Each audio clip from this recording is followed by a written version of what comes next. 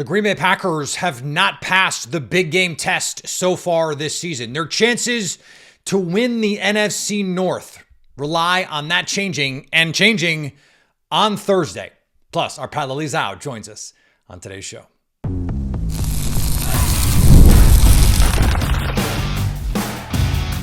You are Locked On Packers, your daily Green Bay Packers podcast. Part of the Locked On Podcast Network, your team every day. You are Locked On Packers, part of the Locked On Podcast Network, your team every day. I'm Peter Bukowski, and I cover the Packers for The Leap, a newsletter I would love for you to subscribe to. Follow me on Twitter, Peter_Bukowski. Follow the podcast on Twitter, Locked On Packers. Like us on Facebook. Subscribe to the podcast, iTunes, Spotify, Google Podcasts, wherever you find podcasts, you will find Locked On Packers, the #1 Packers podcast on the internet. And the show for fans who know what happened, they want to know why and how. Thanks to everyone who makes Locked On Packers their first listen every day. We hope you like starting your day with us as much as we like starting our day with you. Today's episode brought to you by our friends at FanDuel. You can start the season with a big return on FanDuel. New customers get a $5 bet, and you can, if you win that $5 bet, get $150 in bonus bets. $150 in bonus bets. Go to FanDuel.com to get started. The Green Bay Packers only have 3 losses. But those losses are to the Philadelphia Eagles, the Detroit Lions, and the Minnesota Vikings. The 3 best teams they have played so far this season. Now, it is good to have only lost to good teams. You would hope at the end of the season, you look back at your record and you say, well, we only lost to good teams. That would be the goal every single year. You only have 3 or 4 losses, and they're all to good teams. That is a sign of good teams. But while it is no longer true that the Packers have not dominated a decent number of opponents, that has now changed. They dominated the Arizona Cardinals, they dominated the 49ers, and they dominated the Miami Dolphins. They beat those teams comfortably. Now, the Cardinals win looks much better in retrospect, because that is a team that has a chance to win their division now. They played much better ever since that game, and the Packers throttled them. The Texans game, in retrospect, looks worse because that team is just not good. And the Packers turned the ball over too many times. They dropped too many passes. The defense played extremely well, and yet that's a nip and tuck game late into the game because of some turnovers. You get an interception return down near the goal line. That should have been a game where the Packers won by 10 or more, given the quality of that opponent. And by the way that their defense played. One of the great passing defense performances in the modern era for the Green Bay Packers.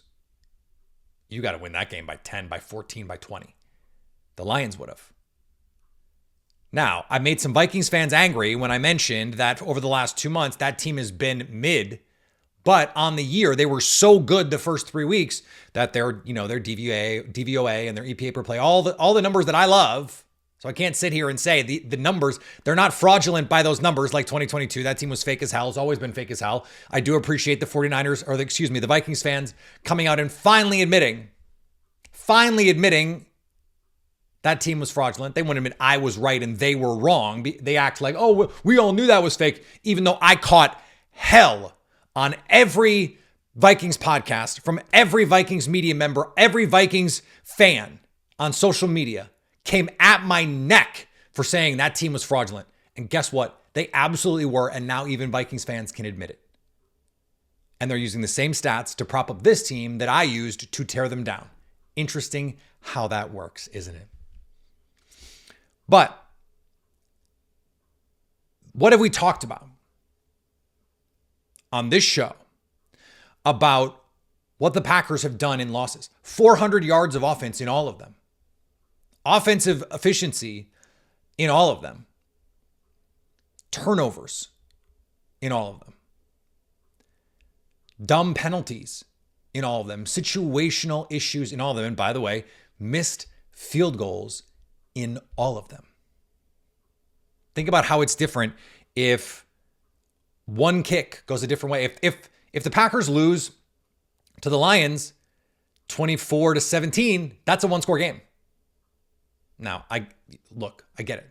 I know what you're going to say. But they lose by 2 to the Vikings missing 2 field goals. They lose by 5 to the Eagles with a field goal missed. Braden Arvison was still the kicker in week 1. And I don't want to hold anything in week 1 against anybody, really. But that was a big game. And the Packers tripped over their dicks constantly in that football game. Sorry for anyone listening with their kids. But that's what they did. And I just don't, I can't defend it. Because in the biggest games this season, they have not played clean football. They played a really good second half against the Minnesota Vikings after going down monster 3-4 scores in the first half. Again, 2 missed field goals changed the complexion of that game. The Packers have to go for it multiple times in a situation where if those first 2 field goals get made, then maybe you just kick one of them. And instead of going on 4th and 10, you just kick or you try a 48-yard field goal or whatever it was. I'm not going to sit here and say if Braden Arvison makes those 2 field goals or even goes 1 for 2 that the Packers win. I can't say for sure that's the case. When the Vikings needed points late in the game, the Packers made it a 1-score game, a touchdown game late in the game, and the Vikings went right down the field and made it a field goal. Now the Packers come back, they score, but then it's over. The Packers never had the ball with a chance to go win it. So in those 3 games, the Packers did not play clean. It wasn't like the Vikings-Lions game from a few weeks later, or maybe even the next week after the Packers played the Vikings, where that's nip and tuck, it's back and forth. That was a 2-point game. That was truly a 2-point game. They're back and forth. They're throwing haymakers at one another. The Packers have not had a game like that where they lost despite the fact that they played pretty well. They played a B- game and really should have beat the Eagles. They played a B- game, put up 400 yards of offense on the second best scoring defense in the league in Detroit in a downpour. And it was their own mistakes that cost them that game. They played a B-, C+, maybe even worse kind of game offensively and situationally. And the same is true of that Vikings game. I mean, they get an F for the first half and like an A- in the second half. They haven't had a game where they played an A- game and lost. And part of that is because if they play their A- game, they're probably not going to lose. Against most teams. That's not true of Detroit. And frankly, that might be the only team in the league where that's true. Because again, the Packers played a B- game in week 1, albeit no Cooper DeJean. I understand some things at play there. But the Packers were still rotating Jordan Morgan and Sean Ryan in that game. They still did not understand fully what they had in Josh Jacobs. The footing was a nightmare. A lot of things are different. Evan Williams did not play in that football game. A lot of things are different. They have a chance on Thursday to play their best in a big game, and they're going to need to. If they want to win the NFC North, they have to beat the Detroit Lions on Thursday. They get their opportunity to say, this is our division, we still run this, and we are going to take it.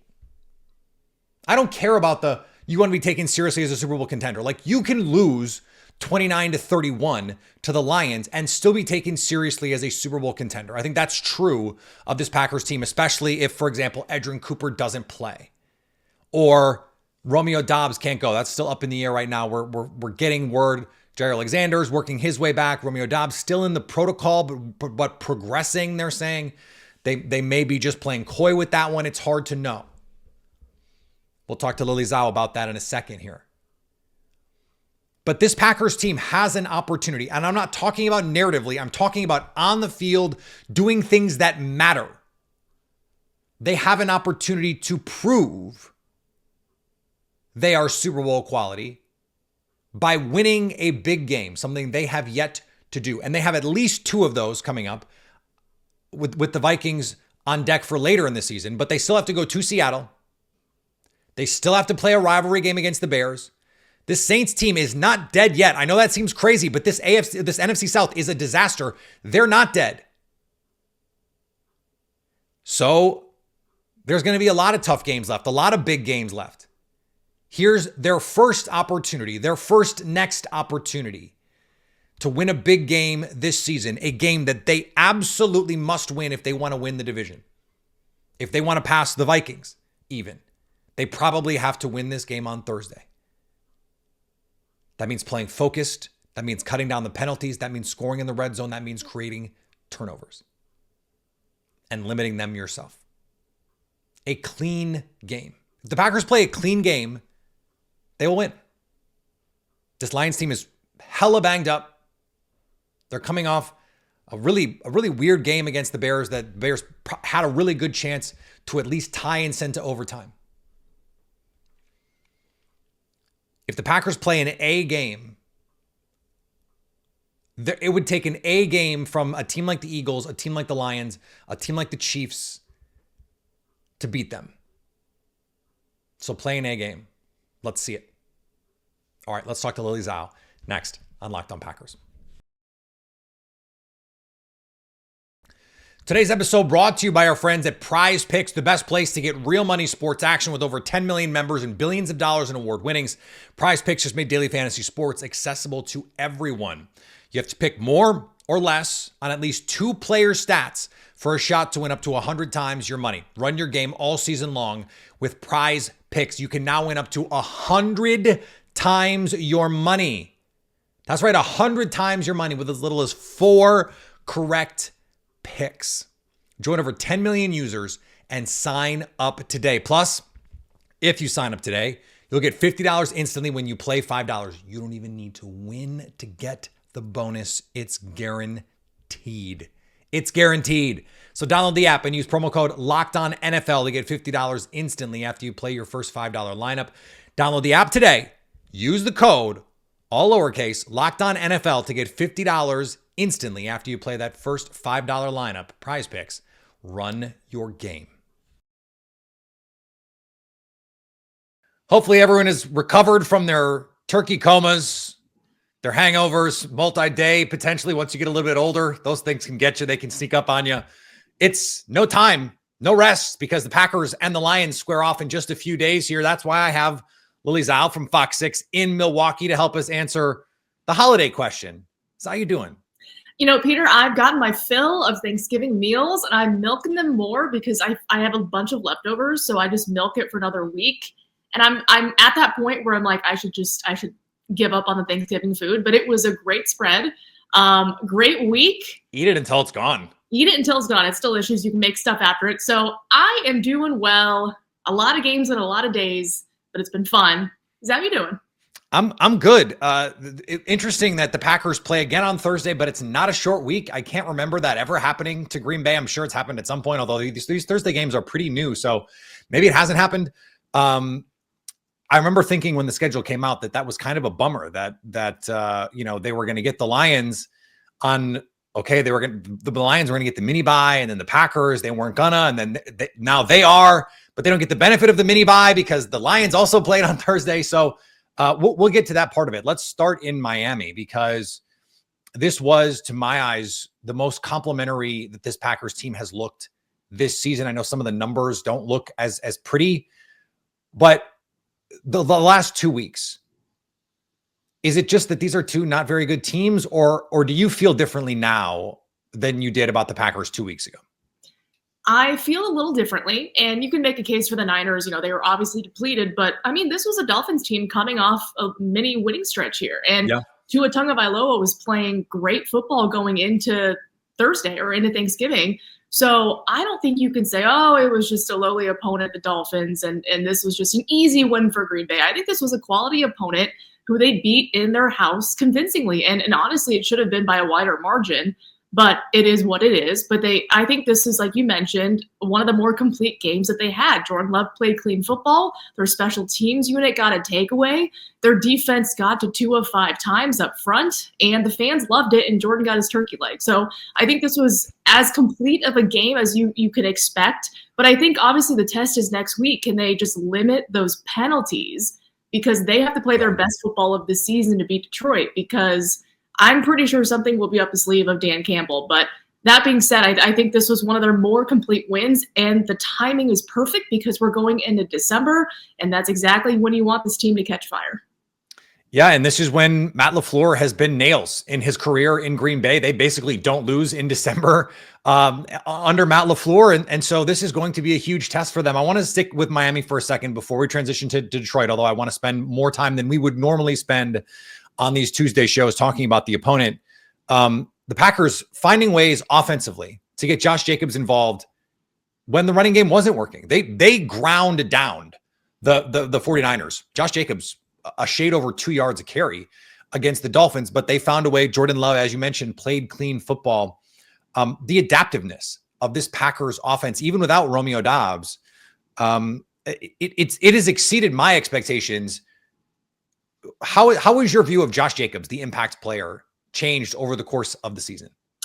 I think it's changed in the fact that he's a reliable short yardage back. And that's been very prevalent, especially in the red zone. And I think we had talked about in the past, it was hard for the Packers in short yardage situations, especially near the goal line, to punch in football. But you hand it off to Josh Jacobs and he gets you a touchdown. And I think that's been a big difference this year for the offense. It's just their ability to score touchdowns in the red zone in that way. So he said, what's the difference in the red zone? He said they started giving me the ball. Yeah. And I asked him that. I'm like, I love that you answered it that way. But I do love the fact that you mentioned the adaptability. Just you bring in a guy, and obviously his skill set's a little bit different than what Aaron Jones presented, but Matt LaFleur is able to really implement Josh Jacobs into the system. And first of all, I love the spin moves that he gets because it feels like he's down, but he's never always down until he's finally down. And they're utilizing him in the pass game and just finding ways to just get him involved. And I think the fact that his durability is held up this late into the season where he's doing 20 plus carries a game and he does it every single week is impressive. But I think the fact that they have him now in his offense, he's been a game changer. And I think that, that 49-yard run that we saw against the Dolphins where he's breaking ankles, that's what we expect to see out of Josh Jacobs. And he's delivered. Yeah, what did Matt LaFleur call it? Killer crossover. I mean, it was a basketball move, and not the first time we've seen him do that.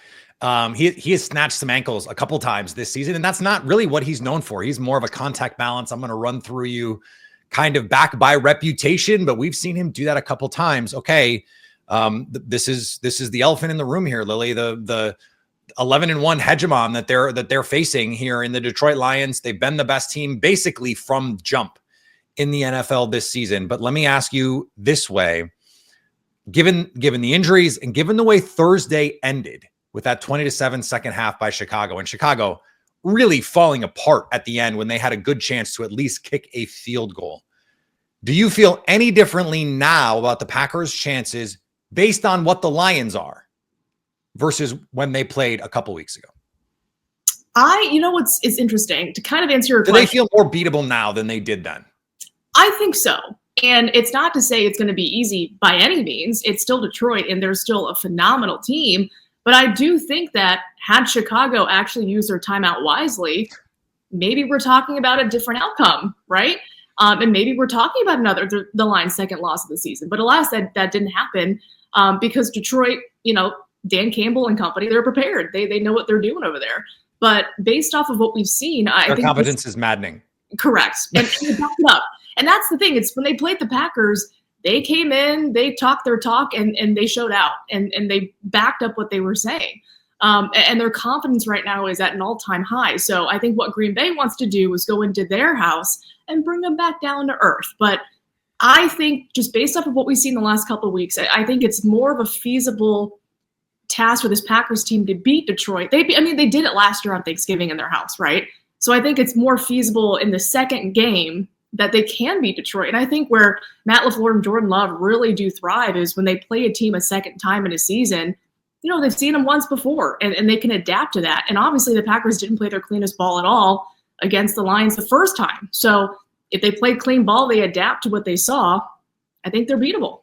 I love this point because we saw this last year, right? With Minnesota, they get blown out in that first game, and then they come back. And I understand it was Jaron Hall, it was Nick Mullins, but it wouldn't have mattered if it was Kirk Cousins. They destroyed that Vikings team. They played much, much better against the Lions in a win. And then the Bears game, it would have been hard to play much better than they did in week 1 of that game. But they still, I mean, they had over 400 yards of offense in that week 18 game. That second time around, it's like a pitcher. When he hits that third time through the order, the Packers seem to have a little bit of something here. Do you think that's a Matt LaFleur thing? Do you think that's just a young team more comfortable? Like, what can we attribute that to, do you think? I think it's all of it. I think obviously credit to Matt LaFleur because he's building the game plan and he knows what didn't work and what worked against Detroit and what they can carry over, what they can adapt to. Obviously they've watched the film from Detroit and they can see where they can attack their defense if there are any sort of weak spots on that defense, considering all the injuries that are piling up back there. But it's been rough for them, yeah. Getting rough. But I think the fact that it's Matt LaFleur's ability to adapt and put together a great game plan, and also just this young team being like, listen, we were disrespected in our own house. Let's go out and beat them in theirs. And I think that helps because they are the youngest team in the NFL. And why not, right? It's this team is experiencing a lot together. So why not go into your rival's house, who wants to win a Super Bowl, mind you, and bring them back down to earth? The Lions seem to be built to play a cold weather game, to come to Lambeau in January and get a win because they can grind you out. Do you buy into the idea that the Packers are actually better suited to play inside on turf a lot like the Aaron Rodgers teams, even if it's not quite the same discrepancy? It's a good question. Potentially, I feel like every team, when you're playing in controlled environments, it's just a lot easier than dealing with the wind and the rain and all the elements that come with. Not everyone has the speed to really take advantage of it. Like some teams really rely on like the Dolphins, for example, inside on turf, or when they get to play in Miami in the nice conditions. They're just a different football team when it's a little bit unsteadier footing. Yes, and I think that's why the Lions have played so well. I mean, they're playing in domes basically for 90% of the season. Yeah, so Jahmyr Gibbs, he can utilize his speed on that turf, right? I mean, Amon-Ra St. Brown can utilize his speed and beat corners all the way down the field. And so I think they certainly do utilize their home field advantage in that regard. But I think obviously if you're playing in a dome, I know guys have talked about it's easier just to play on grass, injuries, et cetera, but yeah. Why not? I mean, if it's going to give the Lions an advantage playing on that kind of field, why not give the Packers the same advantage? All right, we drill down on this Packers-Lions matchup with our pal Lily Zhao. That's coming up on Locked On Packers. Today's episode brought to you by our friends at FanDuel. Get ready to tackle the NFL action with FanDuel, America's #1 sportsbook, because right now, new customers can bet $5 and get $150 in bonus bets if you win. The FanDuel Sportsbook app gives you everything you need to place live bets on the NFL all in one place. So when you get a hunch in the middle of the game, you can check out the latest stats, view live play-by-play, and so much more on the same page where you place your bets. Just visit FanDuel.com to join today. You'll start with $150 in bonus bets if you win that first $5 bet. And it might be on something like the Packers plus 3.5 to win on Thursday, plus 152 on the money line. FanDuel also expecting plenty of points in this one. 51.5 is the total. Even in a monsoon, let's see, I guess they got 38 in that one. I always feel like the under is the move on, especially in these rivalry matchups. Lions defense banged up. I don't know. If you have a lean on that one, go to FanDuel.com. Never waste a hunch and make every moment more with FanDuel, an official sportsbook partner of the NFL. I think the Packers have the speed, and I think that's the thing that is really appealing to people about wanting to play in the dome. Like Jaden Reed is a high 4.3s guy. Christian Watson, we know, is a low 4.3s guy. Like they have that speed on offense to be dynamic. But you got, as you mentioned, you got to deal with Sam Laporta, you got to deal with Jahmyr Gibbs, you got to deal with Jamison Williams, all that stuff. We got to see Romeo Doubs and Jaire Alexander back on the practice field on Sunday. And so of those two guys, who do you think is most important that come back this week? Great question. I think you can make a case for either. I think you can see either, but I'd say Jaire Alexander. I mean, for as depleted as Detroit's defense is, they're still talented. They're still making up ways to beat teams and get pressure up front. Obviously, I think the Packers missed Romeo Doubs on some key money downs against the Dolphins. But I think you can make a case for they got to get Jaire Alexander back. They got to cover these really skilled weapons that Jared Goff has, and they got to pick them off. And I think that's obviously one of Jaire's skill sets. So I would make a case that Jaire coming back would be, quote unquote, more important, not to say that Romeo Doubs wouldn't be for their offense. Yeah, the turnover point is so key. Zach Cruz mentioned that when they turn the ball over, they average something like 23 points a game, a shade over. And when they don't, they average like 40 points a game. So that is a crucial step for the Packers, is eliminating an extra possession from this Lions team. And you are the manifester of turnovers, right? You've got the bit, you've got the meme. And so you're probably gonna have to be working hard on Thursday as they work through this. How important do you think is Jordan Love's health to playing better this time around? We saw in that first game the struggles of his movement skills mattered here, in addition to drops and penalties and all the stupid things that have unfortunately plagued the Packers the entire season. But we've seen the last 2 weeks, his movement skills are big. Can they be big in this one, do you think? Oh, 100%. And you're right. I mean, that was the first game he was coming back from, the second game. And it would just, you could tell he wasn't as mobile. And it just was unfortunate that when he came back, he was playing the Vikings. And then in another week, he's playing the Lions. And these are two big divisional games where he's not at 100%. And not to say he is now, because no one is at this point in the season, but he's getting closer to that point. And you mentioned that the mobility, I think, is one of Jordan Love's greatest assets. It's his ability to create off schedule. And we've seen it. That throw on the run to Jaden Reed, who makes that one-handed catch near the sideline. Don't think he makes that in that first Lions game because he wasn't as mobile. So you need his playmaking abilities with his legs, run out some play action as well, utilize his mobility, and that certainly can give the Lions problems. And we saw that Caleb Williams do the same thing last week. So I think him getting healthier is 100% key here. I have to ask you, when he let that ball go, yep, did you think there was any chance he was being completed? No.